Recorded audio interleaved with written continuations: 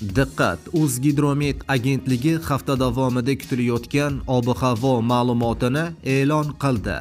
Barcha O'zbekiston fuqarolari tezda xabardor bo'ling. O'zbekistondan qish chekindimi? Assalomu alaykum, hurmatli tomoshabinlar, tezkor yangiliklardan birinchilardan bo'lib xabardor bo'lishni istasangiz, video roliklarimiz ostiga like tugmachasini bosib, kanalimizga obuna bo'lishni unutmang. Diqqat qiling. Dushanba kunidan boshlab respublikaning ayrim joylariga tuman tushadi. 18-20 fevral kunlari respublika hududi bo'yicha yog'ingarchilik umuman kutilmaydi.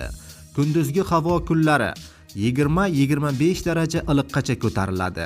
Kechalari esa +7 +12 daraja atrofida bo'ladi.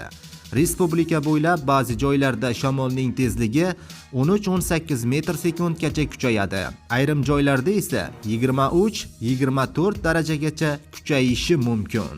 Respublikamizning tog'li hududlarida 17-18 fevral kunlari vaqti bilan yog'ingarchilik bo'ladi. Sel suv toshqin hodisalari ham yuzaga kelishi mumkin. Tog'larda qor ko'chish xavfi ham e'lon qilingan. 17 fevral seshanba kuni kechasi va ertalab ba'zi joylarga yomg'ir yog'adi, tuman tushishi mumkin. 18-20 fevral kunlari yog'ingarchilik kutilmaydi. Harorat respublikada asosan kechalari +9 +12 daraja iliq, kunduz kunlari 22-25 daraja iliqqacha ko'tariladi. Shamol sharqdan biroz o'rtacha tezlikda esadi, deyiladi xabarda.